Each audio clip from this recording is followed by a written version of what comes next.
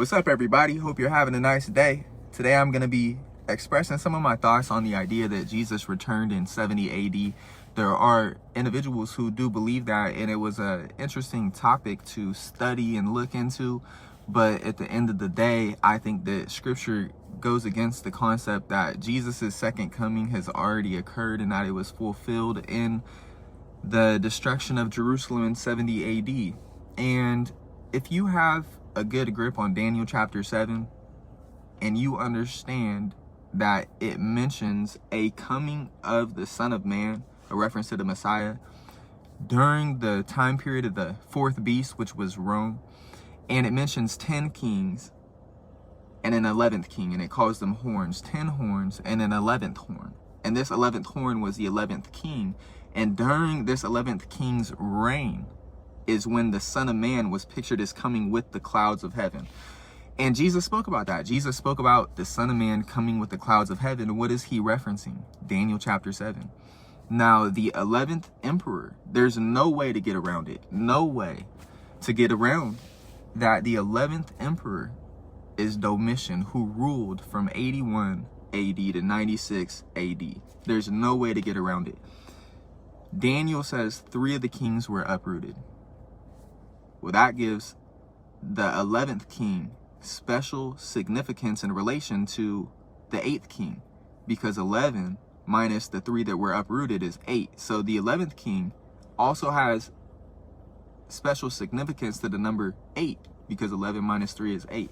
And the book of Revelation talks about the 11th king mentioned in Daniel chapter 7, and it calls him the 8th king, because Daniel counts the 3 that were uprooted, says they were uprooted, but in the book of Revelation, because those 3 were uprooted, he didn't mention it, and the 11th king became known as the 8th king. And if you have a good foundation that Daniel chapter 7 mentions a coming of the Son of Man, a coming of Christ during the reign of Domitian, who ruled from 81 to 96 AD, and you can understand that's not his second coming under consideration in Daniel chapter 7. But what we do see are individuals try to teach Daniel chapter 7 is about the Jews persecuting the Christians. But in the book, the fourth beast is Rome, a kingdom, a universal kingdom who had kings that it was ruling over. And it was Rome in Daniel chapter 7 pictured as persecuting Christians, persecuting God's people, not the Jews in Daniel chapter 7. And once you understand that, though, there's a coming of the Son of Man after 70 AD.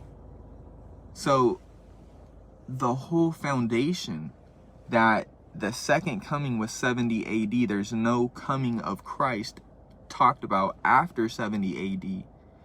Daniel chapter 7 mentions a coming of the Son of Man during the rule and reign of the 11th king, and that's historically proven to be Domitian, who ruled from 81 to 96. So there is a coming of the Son of Man after 70 AD. That's huge, right? That's huge when disproving, and you read it for yourself. You read Daniel chapter 7 for yourself. Pull up a list of, on the internet, Wikipedia has it, a lot of sites have it. You just type it in, list of Roman emperors, and it'll start the list out with Caesar Augustus. And Caesar Augustus was the emperor who was ruling when Jesus was born, when King Herod tried to have Jesus killed and put to death. And a lot of individuals want the list to start with Julius Caesar, but Julius Caesar wasn't an emperor. And if you type in list of Roman emperors, it begins with Caesar Augustus, and it makes sense because Revelation chapter 13 mentions the devil trying to destroy this child who was born to rule, and it mentions the devil trying to destroy this child at the birth of the child. And who was it ruling at the birth of the child? It wasn't Julius Caesar, it was Caesar Augustus. And that's also scriptural support for why to begin the list with Caesar Augustus, because it pictures in the book of Revelation the devil first using Rome in Revelation chapter 13 to destroy this man-child. And that would be Jesus's birth and Caesar Augustus. So you would begin the list with him. Daniel 7 mentions 3 that were uprooted. That's Galba, Otho, and Vitellius. And the king who was reigning and ruling when the book of Revelation was written would have been Vespasian, who ruled from 69 to 79 AD. So it's possible the book of Revelation was written before 70 AD during the reign of Vespasian, sometime during 69 to 70 AD, very possible. But what I do know is it says in Revelation chapter 17, verse 10 and 11, that the 7th king would only rule a short space, and that's Titus, who ruled 2.5 years. And then it mentions the 8th king, the beast, in the book of Revelation, which is Domitian, who ruled 81 to 96 AD. And Revelation chapter 19 pictures Christ coming, right? The Son of Man coming with the clouds of heaven is mentioned in Revelation chapter 1. It speaks about Jesus coming in judgment against the beast, who was Domitian, who ruled from 81 to 96. So Daniel 7, the book of Revelation, and you can find it even in the Olivet Discourse, where it talks about the Son of Man coming with the clouds of heaven, that they would see it within their generation. But it mentions the Son of Man coming with the clouds of heaven would be immediately after the destruction of Jerusalem. And the question is then, was the events spoken of in Daniel 7 in the book of Revelation during the time of Domitian, between 81 and 96, is that close to 70 AD? Is 81 to 96 AD a short space away from 70 AD? And it is, and we know that because Revelation chapter 17, verse 10 and 11 speak about the different kings, and it mentions the 5th king who was ruling, Vespasian. No, I'm sorry, it mentions the 6th king who was ruling, Vespasian, because it said 5 are fallen. So Nero had died, Vespasian began ruling, and it mentions the 7th king, and he'd have a short space. And so from the reign of Vespasian, who was ruling during 70 AD, how long was it after the ruling emperor during the destruction of Jerusalem that the 8th king would begin ruling? A short space. That's what Revelation 17 verse 10 and 11 said. That might have been a little bit confusing, but the point is the Olivet Discourse says the Son of Man would come with the clouds of heaven immediately after the destruction of Jerusalem. And the events in the book of Revelation, the coming of the Son of Man with the clouds of heaven, was a short space away from the reigning emperor who was ruling when Jerusalem was destroyed.